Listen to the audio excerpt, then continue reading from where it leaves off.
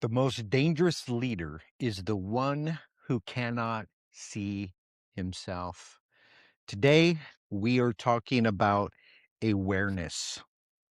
But before we get to awareness, we have to talk about cluelessness. And that is, this is the state and condition of humanity. And this is the state and condition of many people who are inside our churches all across America, and that is they haven't really awakened. Now, it's a great detriment to talk about being born again or to have a theology that's centered around being born again, and that to have somebody's experience to convince them they are born again, but then an experience still be blind or still not, still clueless, still not able to see. And that's basically the condition that we have, is that we have a theology of awareness and being awakened, but we don't have the reality and experience of being awakened. Now, the Bible says, "Awake, thou sleeper," right? And so the condition of humanity is asleep. The condition of the church world is majority asleep. And so before we ever talk about waking up, we have to be honest about our current state and location of where we're at. And that is, a majority is in slumber and in sleep mode. Now, have you ever, have you ever said that I'm good? I'm good. Things are going good. While your marriage, your health, your business, or even your spirit or your soul was constantly sending you warning signals. Have you ever called something just life because slowing down to actually look at it is absolutely uncomfortable, so you bury it? Have you ever reacted the same way again and again, and you never stop long enough to ask where this reaction came from? And lastly, have you ever hurt the people that are closest to you because you were unaware of what was going on the inside of you? Now, I like to liken this to the Titanic syndrome. And that is, they were giving the call and the warning that there were icebergs ahead. And we know that they just proceeded headlong into the icebergs and didn't slow down and all these different things. And that is because there wasn't a powerful sense of awareness. That even though warnings were given, that they were still in a state of cluelessness to the problem and to the situation at hand. And I believe that's where we find ourselves inside of life in multiple different areas, in the different domains of life, is that warnings are happening. Everything is coming to the surface. There is a collision course ahead for your marriage. There's a collision course ahead for your business. And maybe even your mental stability. There's a collision course happening. Now, between where you are now and the collision and the devastation, there is multiple warning signs, right? Everything inside of our marriage will be screaming to us that something is wrong before the divorce papers are signed. Everything within our body is going to scream that you're not taking care of yourself emotionally, physically, nutritionally, and it's going to compound the warning signs before the devastation, right? but we are clueless. And we all start here. So I'm not shaming anything. I'm going to give you my own clueless stories, and there are multiple.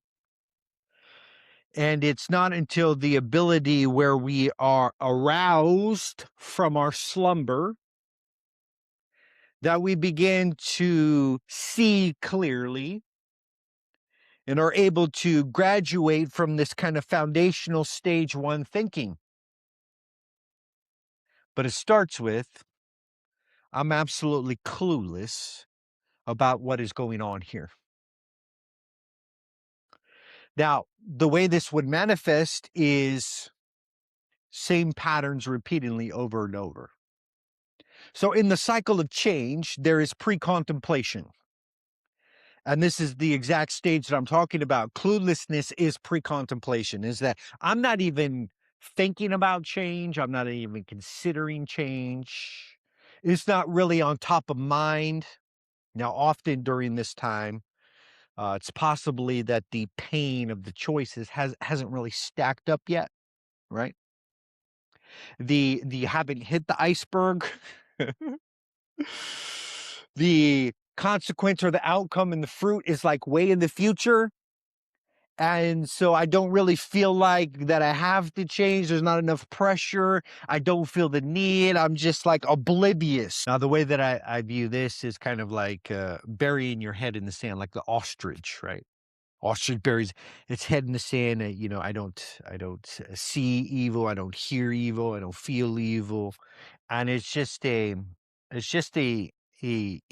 pretense. It's just a facade, right? So when you go around a pattern over and over again, the only thing that is going to bring you out of that pattern is stepping from pre-contemplation to contemplation. So clueless is going around the same pattern over and over. And what this looks like inside of your marriage, is the same anger or passive aggression or whatever patterns that are showing up inside of your marriage. You just go around and round and round, and you never exit from that pattern because you don't even see and recognize the pattern. You haven't really thought about the pattern. And the reason why we don't exit patterns is because of cluelessness, and we never see really a way out of the pattern to take the exit. And we're not learning the lessons from the pattern. Right. Now, inside of every roundabout, there is exits. So the key to getting unstuck is to take the exit. But in cluelessness, we don't see the pattern and we don't see the exit. So around and around we go. What we don't understand is that the more times we go around and around inside of this pattern, the deeper the pathways go into the brain, and the easier it is to escalate that kind of behavior, and it gets progressive. That's what happens when you go around in circles, and that is the ruts and ruts get deeper and deeper and deeper until you're at the bottom of the pit, until the iceberg is right ahead. And there doesn't seem to be enough time and space to navigate your way out of this situation. Now, here's what I know about life is that everything left to itself is going to go to entropy.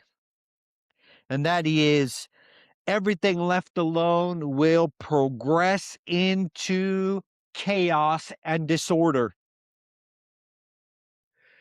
And we wonder why our lives are becoming a chaos or a whirlwind, and we don't understand it is because we're clueless.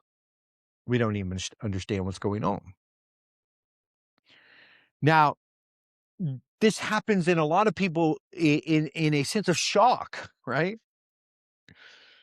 shock that the divorce talk has come up. I'm absolutely bewildered and shocked that we are now talking about divorce. And I get it because of this lack of awareness and this cluelessness that identifies this stage that I'm talking about. I'm absolutely bewildered that my business is failing. I get it because of the cluelessness. And so, what I'm going to lead you in here is this stage, foundational stage of development. It starts with cluelessness, but it ends in a powerful sense of awareness. And it may sound simple, but that is the journey that I'm taking you on through this series. I just want you to get to understanding problem recognition. And that is for you to understand and to identify that, Houston, we got problems and we have deficiencies. And those deficiencies are going to lead to a series of painful outcomes if we don't wake up, if we don't course correct. Now, the psalmist said this in Psalms 139, verse 23. He says, "Search me, O God, and know my heart.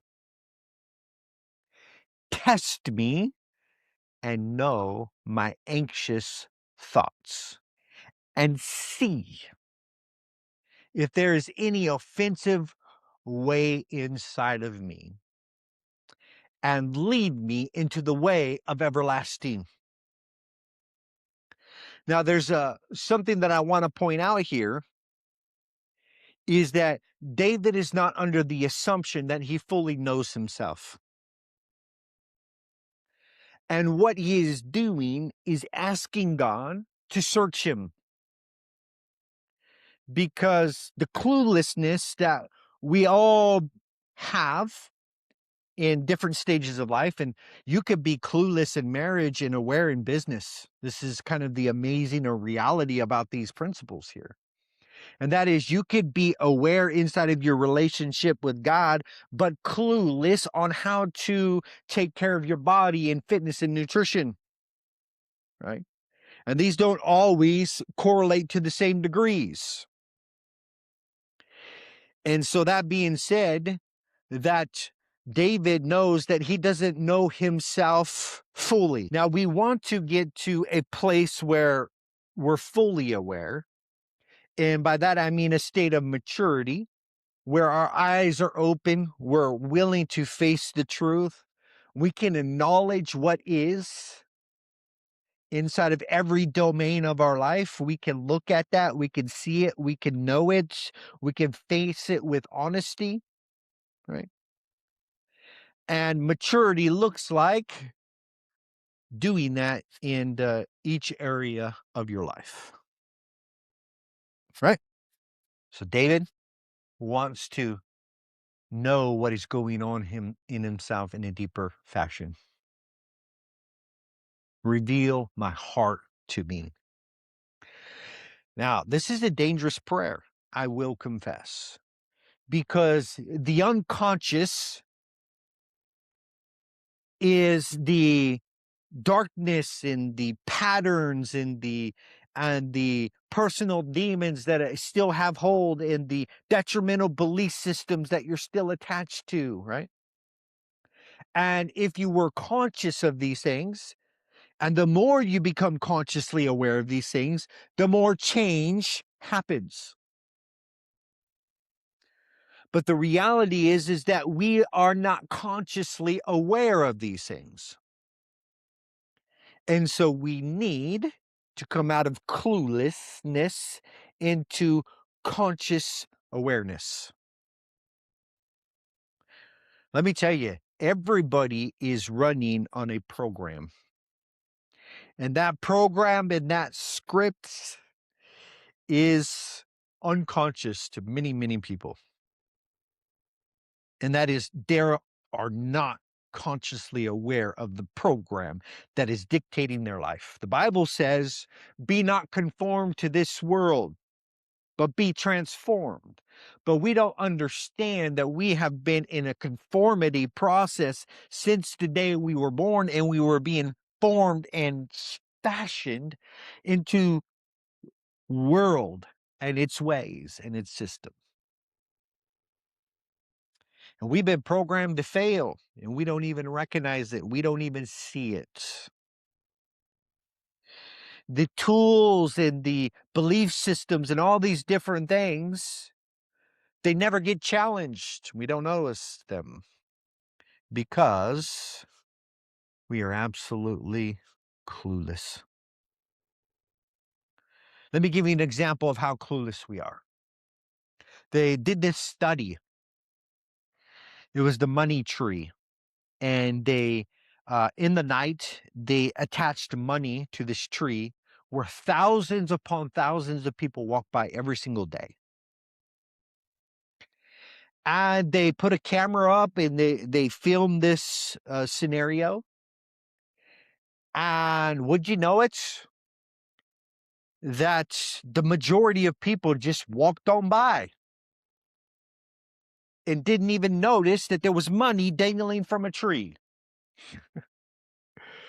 You might ask me, Tim, well, what is the significance of this? This is so significant because we don't understand that we are running on autopilot in a programming that we didn't particularly choose.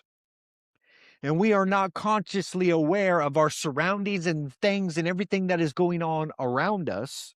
And we wonder why our life is in the condition that it's in. How else can it be if we're walking by blinded from all the opportunities that are before us? Now, let me tell you, there were a couple of people that were consciously aware. They were present in the moment.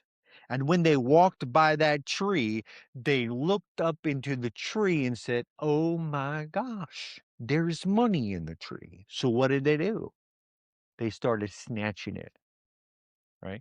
These are people who are consciously aware, who are awake. You wonder why some people succeed and some people fail, and that is most people are absolutely clueless and blind to the world and every single opportunity that is before them.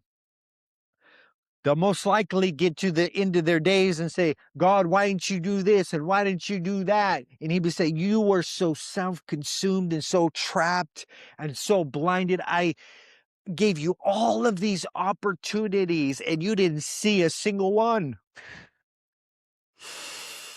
Now, there's multiple reasons for that. Is because we are conditioned, right? You walk by a money tree and you already have a program that money don't grow on trees. You probably heard it all of your life. You never seen it before, right? And so it doesn't register, it doesn't compute. And so I get it. But that's the part we need to examine, is that we have belief systems that are contrary to full awareness.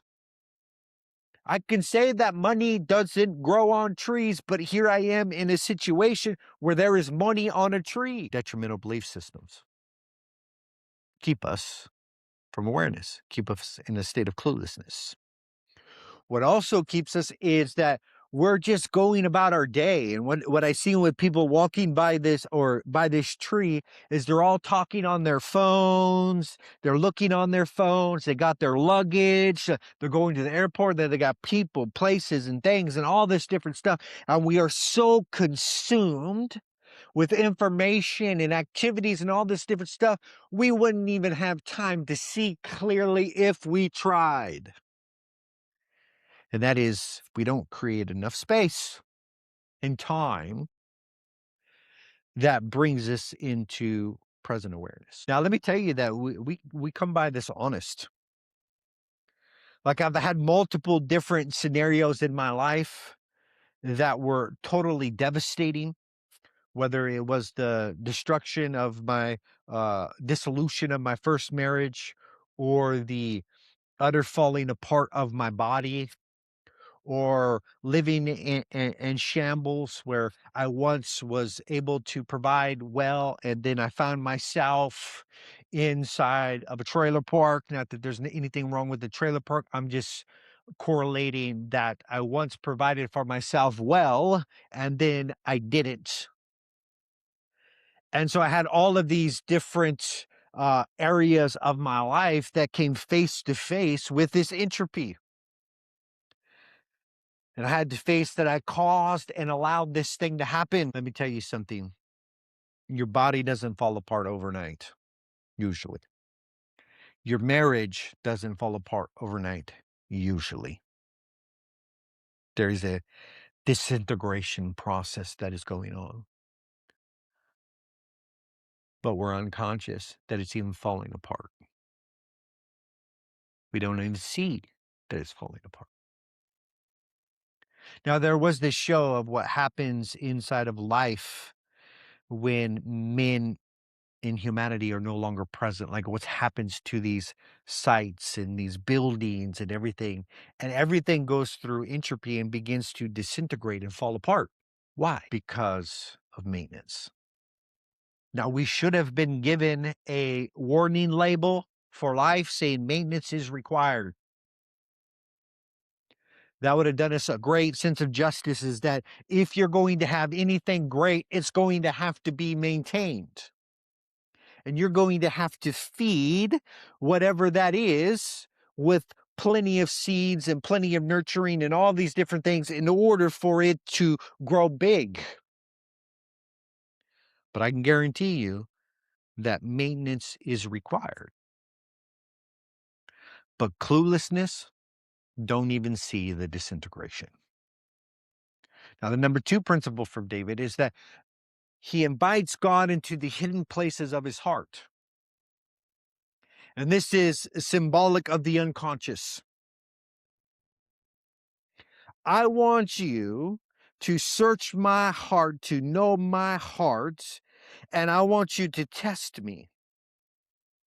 And I want you to bring that which is unconscious into the conscious. I know I'm using a little bit different words here, but this is the reality of what David is asking. Can you make known to me the hidden places of my heart, the areas where I have compartmentalized, the skeletons down in my closet, everything? Will you make known to me and bring this to my attention? Will you bring it to my awareness? And lastly, David understands that self-awareness begins with surrender. And that is just saying, God, show me what I cannot see inside of my marriage. God, show me what I cannot see inside of my business. God, show me what I cannot see inside of my soul. Show me what I cannot see in the way that I'm taking care of the temple of God, my body. Show me. That's where everything starts. This is stage 1, level 1 thinking, and it starts, God, show me what I cannot see. Open my eyes so I can see clearly. I recognize that I have been in slumber and sleep. Now, Jesus gives a parable of 10 virgins. And the difference between the five that were awake and ready were the 5 that were in slumber and sleep. But the reality is that all 10 experienced a sense of slumber. The difference between the 5 and the other 5 is the 5 awoke. They woke up. That is the differentiator. So the question that God has for you today, are you really awake? Not the fake theology of being born again or accepting some belief system. Have you really been shaken to the core, and has God really awakened you? We became born again as a cliche and as a doctrine instead of an experience. And that is spiritually alive means you have been activated and you are alive unto God and you are willing and open to see things clearly. We have settled for a theology without experience. And let me tell you that Christianity as a whole has been some of the most backward, clueless people ever throughout history. This has been the case. And let me tell you, this ought not to be so. We should be the most aware, awakened people on the planet, right? We should. Now, let me give you an Old Testament example. Now, we have the story of Samson, and it's very encouraging because if God can like work with Samson and bring that knucklehead to a sense of awareness, I mean, he can do anything for anybody. And what's amazing about Samson is he doesn't really progress very far in his emotional maturity or his spiritual development. He seems to be about as dumb as a box of rocks. There's not a lot going on in there, and God still uses him to do something mighty. But Samson had power. He had the Spirit of the Lord upon him. He had a calling. He had influence. But let me tell you what he had very little of is self-awareness. He seems to bounce from one terrible situation to another without any form of honesty and recognition. And that is, he keeps repeating these destructive patterns with women. He keeps being ruled and governed by anger and by his impulsivity and his pride. Samson is level 1, stage 1, inside of the emotional maturity spectrum. And what this looks like inside of our world today is many people who have power, callings, and giftings who look very impressive on the outside. Let me tell you, Samson looked impressive. And we mistake gifting for maturity. Now, here's the crazy thing about this and way it's showing up in the world today is that these men who are rising to levels of influence and leadership, they actually don't have the formation and character to sustain them inside of their leadership because they have skipped the levels. They're clueless. They're not consciously aware that the demon skeletons in their closet, they are pulling their strings and they are leading them to a catastrophe. The Titanic iceberg is dead ahead. And we see it. Public disgrace, failure, ministry collapse, things, chaos, falling apart. All from the devastation of men who didn't have the character to sustain them inside of the leadership and the influence they have. Why? They skipped stages. In their quickness to be a leader, they rose to the top and they skipped the formation. Let me tell you, this is the reason why we exist. We exist to give you formation so you can sustain the leadership and the calling that God has for you. And that is, we are not going to skip steps. If you haven't become out of cluelessness into awareness, you have no business whatsoever thinking that you are a leader of men. Where are you going to lead men to? To the same pit that you're digging? That's exactly where you'll lead men to. Where are you going to lead men to? The same emotional immaturity that you have? What are you going to lead men to? The same obesity in your body, in self-indulgence that you have? All right. And so we have to go through the stages. Let me tell you, you cannot skip steps. You can't. You can to your own detriment, but you can't if you want power and sustainability. So, must have gifting for maturity. And he didn't realize how compromised he had become until his strength was completely gone. I don't know about you, but if a woman is tying me up and trying to get my secrets and all these different things, at some point in this process, I'm going to recognize that I should use wisdom and discretion and I should stop disclosing things. Right? He's clueless. Absolutely, positively clueless. We don't know how many men that are Samsons out there in the world today. Physically, they might be strong, but inwardly, there's no formation. The flesh is calling the shots. All the outward success, that's all for the flesh. That's all for vanity. It's all to indulge for the flesh. And they could be in ministry, they could be entrepreneurs and leaders and all of these different things and still look impressive, but be uninformed, unformed. We can lead, we can build, we can win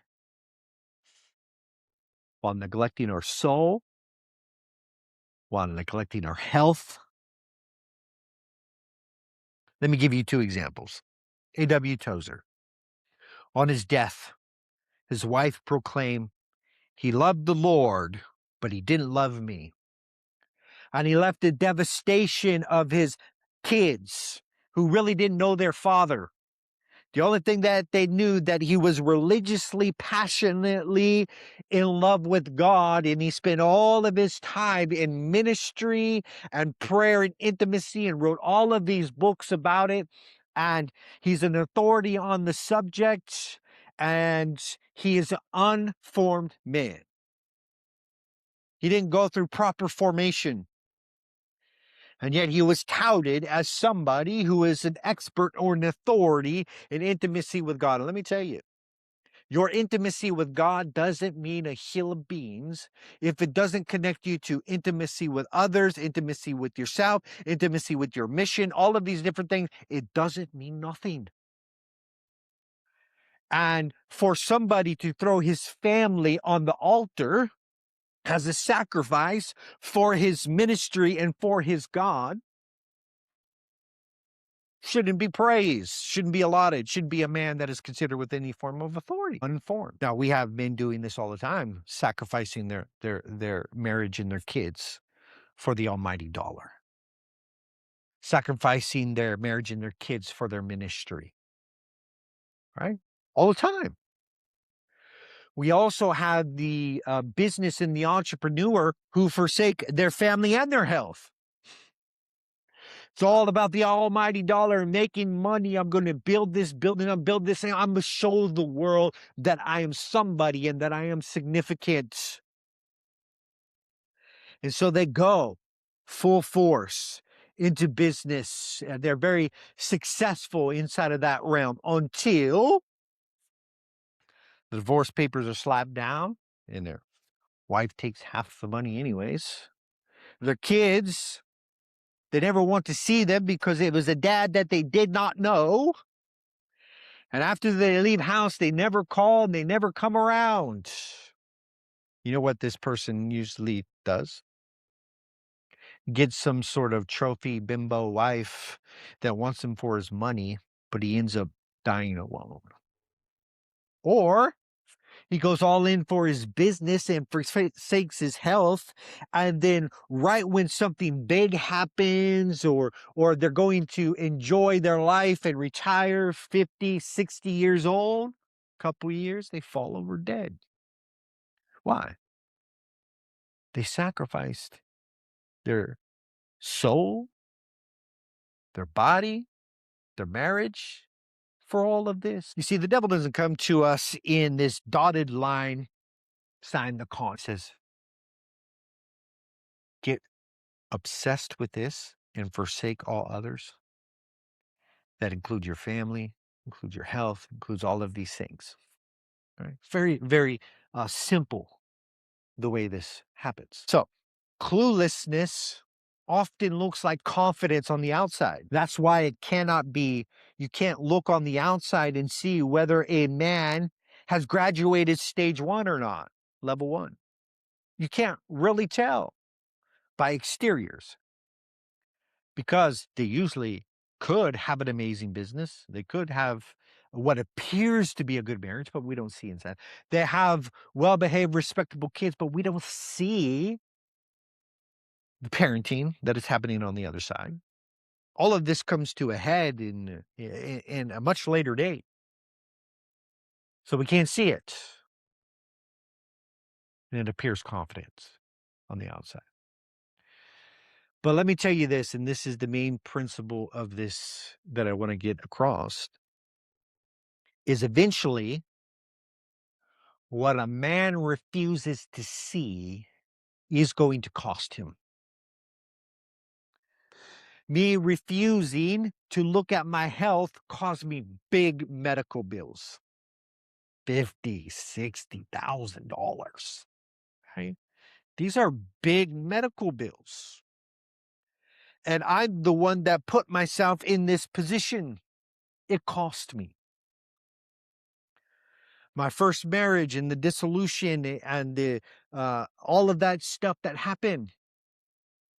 What I refused to see cost me dearly. The forsaking of my soul and the building up of my inner man cost me. Now I'm in situations where I've compromised and I no longer hold the values and all these different things. It cost me.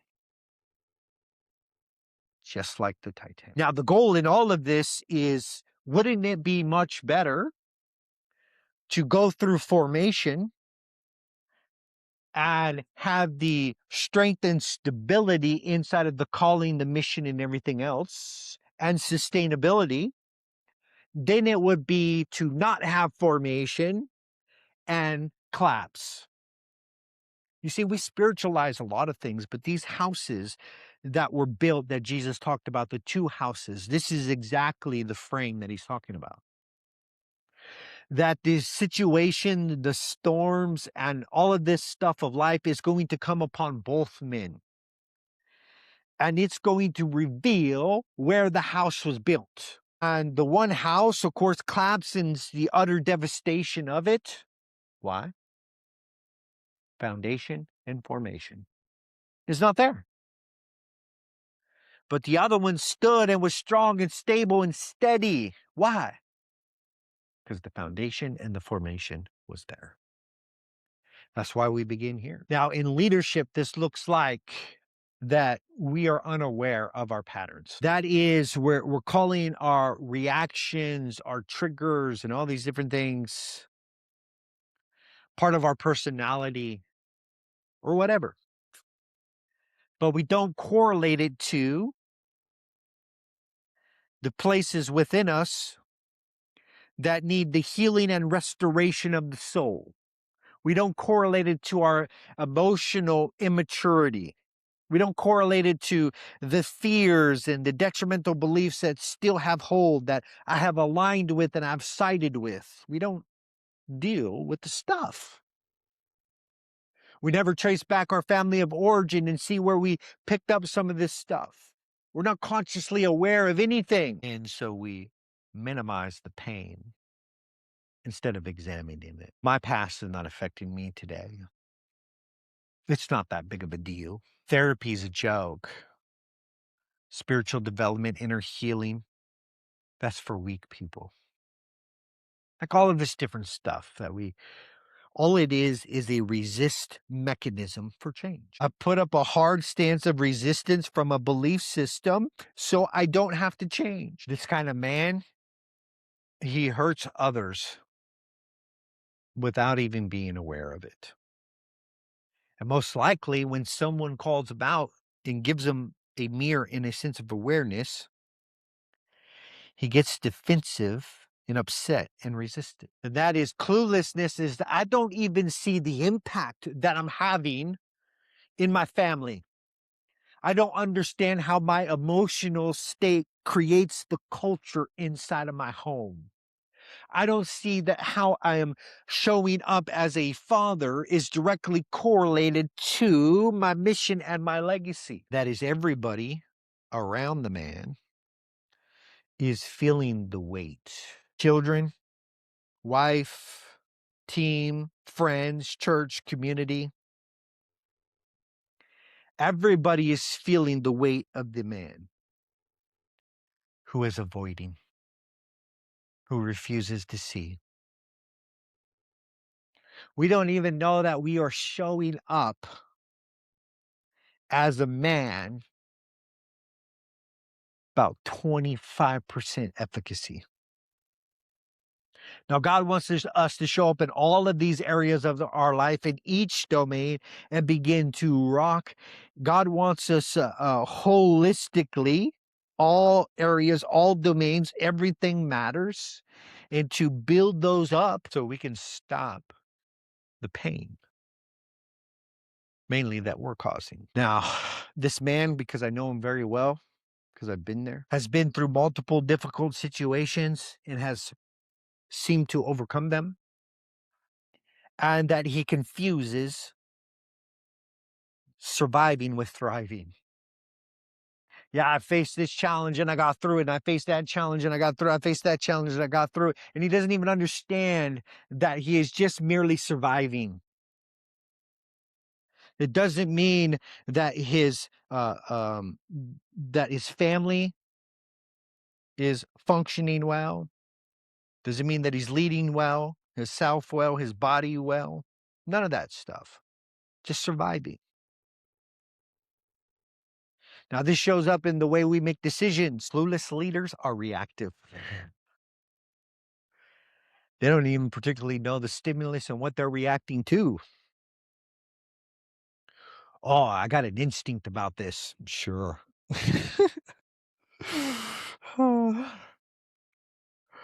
Shiny object syndrome, running headlong into all of these different things.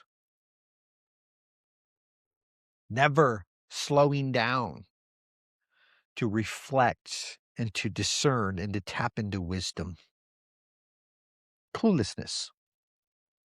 Cluelessness shows up in the team culture because leaders create all of this anxiety from their lack of formation, and they don't even realize it. They're carrying their weather inside of all of these rooms, and they don't even correlate to the climate of that environment is set by the leader. You set the tone. Everything is a leadership problem. You got problems in your family? It's probably come down to a leadership problem. Delegation? Clueless leaders overfunction because they don't trust others. And they're clueless that they're even doing it. They're the bottleneck in their company. They're the reason why they're not growing. And they don't even see it because they've never been given the truth that it's your outside world's going to grow in direct correlation to your inside world, right? So they try to scale dysfunction. I'm just looking to scale my business. Cool. You need to scale your soul. You need to scale your emotional maturity level. You need to scale the groundwork and the foundation from your marriage and your family and lead from there. This is where real scaling starts, right? But they don't see it. So we have family of origin patterns that are running the show. We don't understand that during our early development ages, we are in alpha state and our brain is like a sponge and it's taking in all of this information without a wisdom and a filter to resist the information. That is, you don't have wisdom yet to discern whether you should attach yourself to this or not. And we have attached ourselves to all of this stuff, and we don't know that we're running on a program that we learned when we were younger. Wonder why you avoid conflict. You wonder why you stay busy. You wonder why you never show weakness. You wonder why you're consciously looking for accolades and approval. You wonder why you're trying to control everything. Whatever the dysfunction is, it has its origin somewhere. And that you have picked it up and you have learned it as a way to navigate and to cope. Ah, Tim, that sounds too much like therapy. I know, that's your resistance. That is your defense mechanism to keep you inside of cluelessness. This is why we have insecure leaders. And everybody underneath them are experiencing the pain of that insecurity. Because unexamined insecurity becomes a leadership behavior. Micromanaging, domination, withdrawal, people pleasing, you name it. That all comes from fear and insecurity at a unconscious level. We have never been given permission or even understand that we have to look at the skeletons in our closet. The only way to transcend fear is to face fear. For me to face fear, I got to stop being clueless. I got to come out of cluelessness. Now, the pressure in life and all of these different things are going to come upon the man, and it's going to expose the areas of deficiency. God speaks through your deficiency. In fact, it is my personal opinion, God will speak most and clearest through your deficiency. What the pressure exposes inside of you. Because it's going to show you what level you're at and how well you have formed that foundation at that level. We think people are the problem. We think society, the economy, all of these different things are the problem. We think the stress that we're feeling is the problem. And let me tell you, that does not create the issue. It reveals it if stop being clueless. This is why I said, search me, oh God, know my heart is a dangerous prayer. Because you are saying, I want to know. That's what this stage is all about, knowing. Can I see? Can I know? Can I understand? Can I face the truth about where I am located? You see, fragmented leadership begins when a man separates his success in business from the success of his soul. I love this because this is Martin Luther King Jr., one of his famous sermons that he preached. And that is exactly what happens. That we let our mentality get above our spirituality. This is how somebody can build externally, but slowly disintegrate privately. Oh gosh, I never knew that their marriage was falling apart. I never knew that they were struggling with mental health issues. Oh, I never knew that their body was falling apart. Like you name it. Jesus is going to ask revealing questions. And it's very crazy once you look up how many questions were asked inside of the Bible. What were the questions that Yahweh asked people? And you trace them back, and they are some of the most powerful questions that can ever be asked. And that's what this stage is all about, because if we are going to become aware, pull our heads out of the sand, we are going to have to face questions. This is why Jesus said, do you want to get well? Do you want to get well? Maybe you don't, because it's not only about addressing the behavior, he wants to expose the desires underneath and the awareness and the responsibility. This might be a surprise to you, but not everybody wants to see. This is the reason why we stay in cluelessness, because we do not want to see. I was driving with a buddy one day on a missionary kind of journey. We were speaking at different churches. The car began to overheat and the light was going off. And so my buddy grabbed a napkin or a paper and he put it over the alarm light and he just continued on until the car blew up. Head cracked. Not moving forward anymore. Stuck. We wonder why we're stuck. Because we have problems. Alert, alarm lights, warning, icebergs ahead. And we grab the napkin and we throw it over. And we pretend like this does not exist. I don't see this. If I don't see it, it is not real. Maybe if I don't look at the warning light, I'll be okay. So Jesus shows us what it looks like to live fully awake. He notices motives. He experiences grief. He knows what to do when he is fatigued. He sees the emotions of others. He's able to identify pride, hypocrisy, like all of these different things. Why? Because he was never emotionally asleep. And he is the prime example of what it looks like to be fully awake. His leadership, it wasn't powered by hurry or the ego, the flesh, or reaction. He lived from communion and he was solid and steady. And if it was time for withdrawal, he withdrew. If it was time for mission and activity, he did mission and activity. If someone tried to pull him away from his agenda and what he had going, he resisted. If someone tried to make him king, he said no.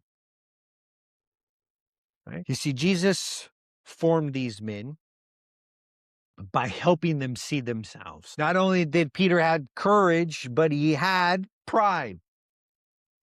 And he wanted him to show him the courage, and he wanted to show him the pride also. James and John, they were zealous, but they also had selfish ambition. He wanted to show them.